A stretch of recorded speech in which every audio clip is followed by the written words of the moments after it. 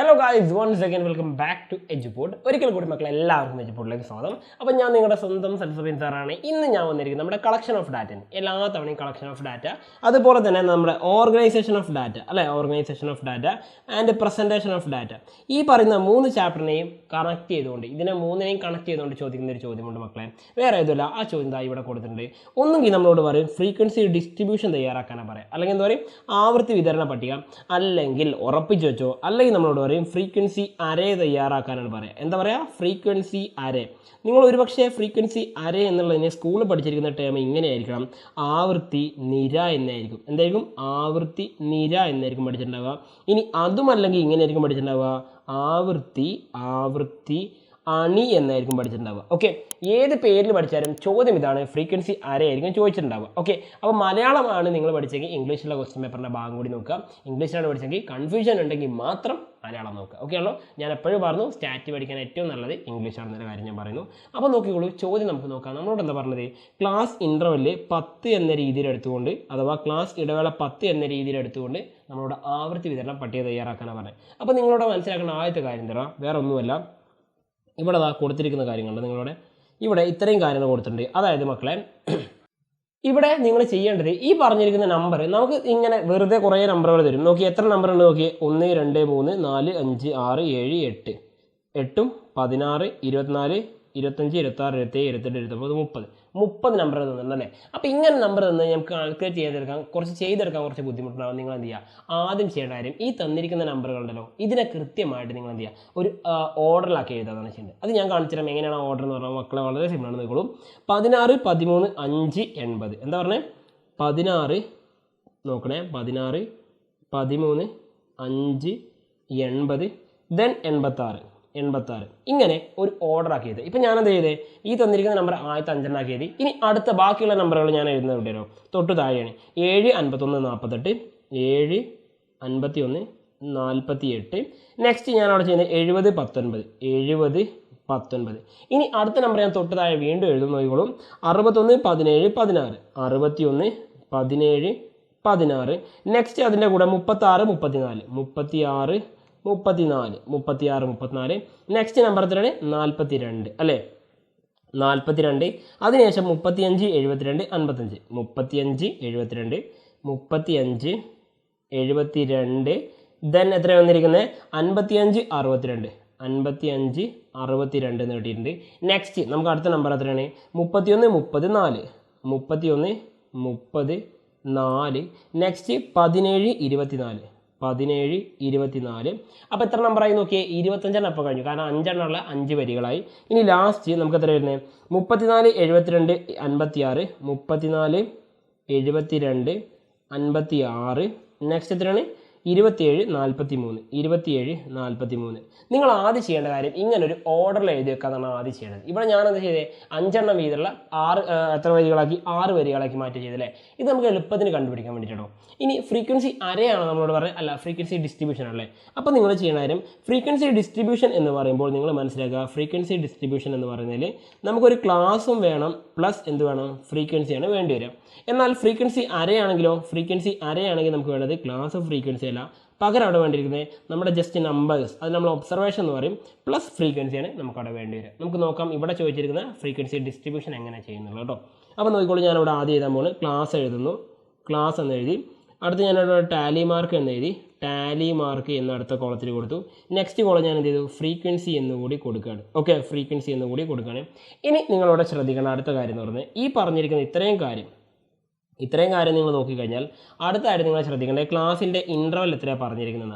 Class interval എന്ന് പ്രത്യേകം പറഞ്ഞിട്ടുള്ള എത്ര വേണ്ടത്? 10 ആണെന്ന് പറയുന്നത്. അതായത് ലോവർ ലിമിറ്റും അപ്പർ ലിമിറ്റും തമ്മിലുള്ള വ്യത്യാസം. ഇപ്പോൾ ഉദാഹരണം നോക്കുക, നിങ്ങളോട് ഞാനൊരു 10 20 എന്ന് ക്ലാസ് എഴുതി കഴിഞ്ഞാൽ അതിൻ്റെ ക്ലാസ് ഇൻ്റർവെൽ എത്ര വരിക? ക്ലാസ് ഇൻ്റർവെൽ എന്ന് പറഞ്ഞാൽ 20 നിന്നും 10 കുറച്ച് നോക്കിയാൽ മതി അല്ലേ. അപ്പോൾ എത്ര കിട്ടും? 10 തന്നെ കിട്ടും അല്ലേ. ഇനി അതേപോലെ അടുത്ത ക്ലാസ് എന്ന് പറഞ്ഞാൽ 40 to 50 ആണെന്ന് വിചാരിക്കുക. അതിൻ്റെ ക്ലാസ് ഇൻ്റർവെൽ എത്ര വരിക? അതിൻ്റെ ക്ലാസ് ഇൻ്റർവെൽ നമുക്ക് എഴുതാം എത്രയാണ് വരിക? ഇവിടെ ക്ലാസ് ഇൻ്റർവെൽ 10 ആണ് വരിക അല്ലേ. അപ്പോൾ ക്ലാസ് ഇൻ്റർവെൽ എന്ന് പറഞ്ഞാൽ രണ്ട് സംഖ്യകൾ തമ്മിൽ, നമ്മുടെ ക്ലാസ്സിൻ്റെ അപ്പർ ലിമിറ്റ് ലോവർ ലിമിറ്റ് തമ്മിലുള്ള വ്യത്യാസമാണ് നമുക്കിവിടെ വേണ്ടത് അല്ലേ. അപ്പോൾ നിങ്ങൾ നോക്കിക്കോളൂ, നമ്മളിവിടെ ചെയ്യേണ്ട ആദ്യത്തെ സ്റ്റെപ്പ് നമ്മൾ ചെയ്ത് കഴിഞ്ഞു. ഇനി രണ്ടാമതായിട്ട് നിങ്ങൾ ശ്രദ്ധിക്കേണ്ടത്, ഈ കൂട്ടത്തിലെ ഏറ്റവും ചെറിയ സംഖ്യ എടുക്കുക. ഞാൻ കാണിച്ചുതരാം. ഈ കൂട്ടത്തിൽ ഏറ്റവും ചെറിയ സംഖ്യ 5 അല്ല, 7 അല്ല, 4 ഉണ്ട് അല്ലേ? യെസ്, 4 ഏറ്റവും ചെറിയ സംഖ്യ.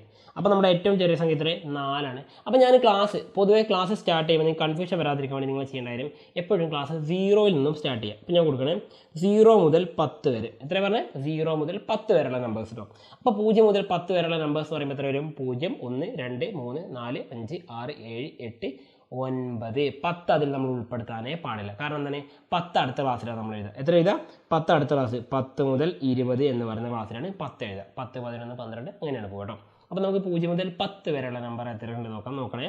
അപ്പോൾ നോക്കിക്കോളൂ, 5, 1, 2, ദെൻ 2 നമ്പറായി. പിന്നെ എത്ര വരുന്നത്?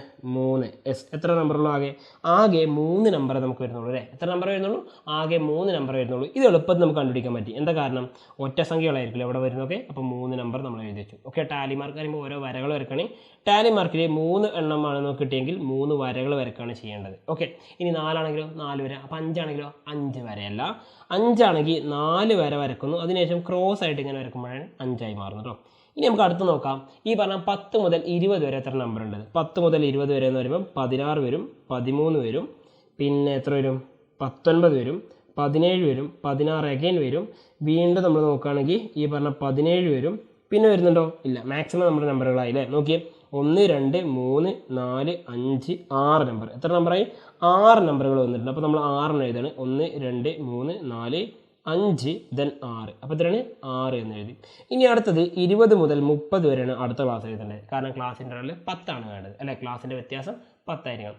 അപ്പോൾ 20 മുതൽ 30 വരെയുള്ള നമ്പർ നോക്കി നിങ്ങളുടെ നോക്കാം. നമുക്കിവിടെ നോക്കിക്കോട്ടോ. അപ്പോൾ നോക്കാം, നമുക്കിവിടെ 20 മുതൽ 30 വരെ അല്ലേ? അപ്പോൾ 20 മുതൽ 30 വരെ എന്ന് പറയുമ്പോൾ ഇവിടെ ഫസ്റ്റ് റോയിലുണ്ടോ? ഇല്ല. സെക്കൻഡ് റോയിൽ ഇല്ല. തേർഡ് റോയിൽ ഇല്ല. ഫോർത്ത് റോയിലുണ്ടോ? ഫോർത്ത് റോയിലും ഇല്ല. ഫിഫ്ത്ത് റോയിലുണ്ടോ? ഉണ്ട്. ഒരൊറ്റ നമ്പറുള്ളൂ അല്ലേ? ഏതാണ്? 24. 1, ദെൻ 2. 2 നമ്പറുള്ളൂ ആകെ. യെസ്, 2 നമ്പറുകൾ നമുക്ക് ആകെ വരുന്നുള്ളൂ. അപ്പോൾ 2 നമ്പറുകൾ മാത്രം നമുക്ക് അത് എഴുതി വെക്കാലോ. യെസ്, 2 നമ്പറുകൾ എഴുതി വെക്കാം. 1, 2, 2 എന്ന് എഴുതി വെച്ചു. ഇനി അടുത്ത ക്ലാസ് 30 മുതൽ 40 വരെയാണ്. 30 മുതൽ 40 വരെ ശ്രദ്ധിക്കണേ. 30 മുതൽ 40 വരെ വരുമ്പോൾ ഫസ്റ്റ് കോളത്തിലുണ്ടോ? ഇല്ല. രണ്ടാമത്തെ കോളത്തിൽ വരുന്നുണ്ടോ? രണ്ടാമത്തെ കോളത്തിൽ നമുക്ക് വരുന്നുണ്ടോ? ഇല്ല. രണ്ടാമത്തെ കോളം ഉണ്ടോ? ഇല്ല. രണ്ടാമത്തെ കോളത്തിൽ 30 മുതൽ 40 വരെ ഇല്ല. മൂന്നാമത്തെ കോളത്തിൽ 30 മുതൽ 40 വരെ ഉണ്ടോ? ഉണ്ട്. 1, 2, 2 സംഖ്യകളായി. മൂന്നാമത്തെ കോളത്തിലുണ്ട് 3, 4, 5. എത്രയായി? 5 എണ്ണമായി അല്ലേ?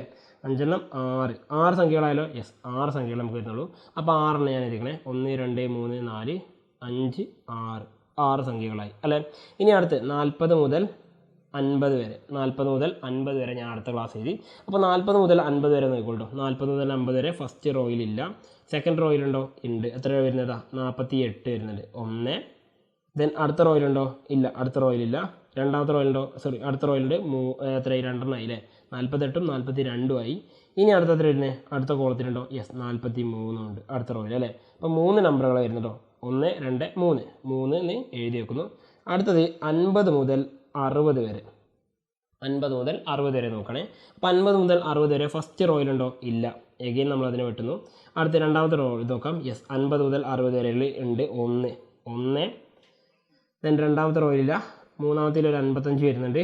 നാലാമത്തിൽ ഒരു 56 വരുന്നുണ്ട് അല്ലേ? അപ്പോൾ നാലാമത്തിൽ ഒരു 56 വന്നിട്ടുണ്ട് അല്ലേ? അപ്പോൾ നമുക്ക് നോക്കാം എത്ര സംഖ്യകളായി?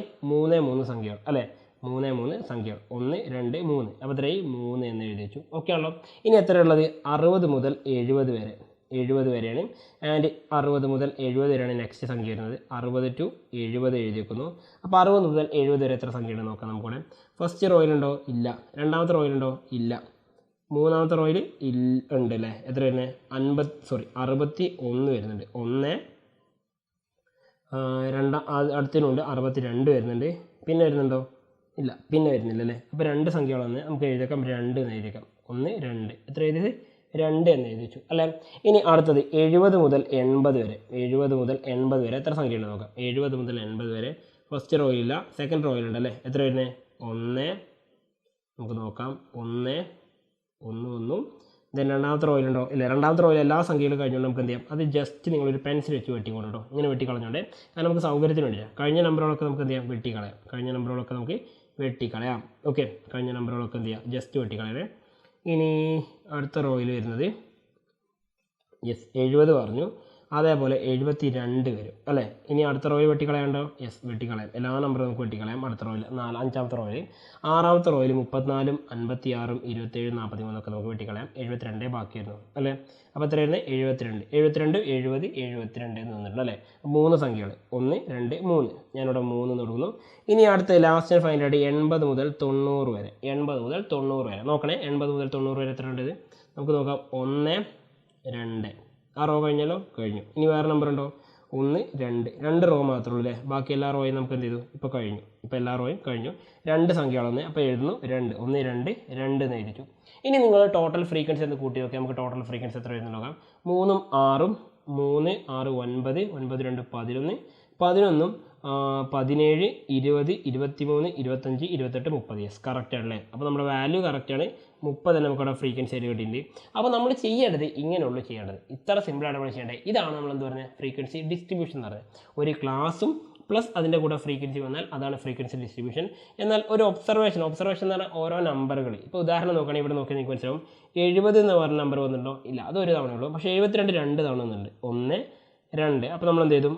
അവിടെ ടാലി മാർക്ക് 2 എന്ന് കൊടുക്കും. ഫ്രീക്വൻസി 2 എന്ന് എഴുതും. അങ്ങനെയാണ് ചെയ്യുന്നത് ഫ്രീക്വൻസി അറേ എന്ന് പറയുന്നത്. അപ്പോൾ നിങ്ങൾ എന്ത് ചെയ്യുക? വൃത്തിയായിട്ട് ഈ ക്വസ്റ്റ്യൻ ചെയ്ത് പഠിച്ചേക്കാം. പരീക്ഷയ്ക്ക് ഷുവറായിട്ട് ഈ ക്വസ്റ്റ്യൻ വരുമെന്ന് നമുക്ക് എന്ത് ചെയ്യാം? പ്രതീക്ഷിക്കാം. അപ്പോൾ നിങ്ങൾ എന്ത് ചെയ്യുക? വൃത്തിയായിട്ട് പഠിച്ചേക്കാം. പിന്നെ മറ്റൊരു കാര്യം മറക്കണം, നമ്മുടെ എജുപോണിൻ്റെ ലൈവുകൾ കൃത്യമായിട്ട് ഫോളോ അപ്പ് ചെയ്യുക. കാരണം അവിടെ നിങ്ങൾക്ക് പരീക്ഷയ്ക്ക് നല്ല മാർക്ക് സ്കോർ ചെയ്യാനുള്ള എല്ലാ കാര്യങ്ങളും ഉണ്ടാവും. അപ്പോൾ വീണ്ടും കാണുന്നതായിരിക്കും. Once again it's me Salsabeen signing out from Edupon. Happy learning all.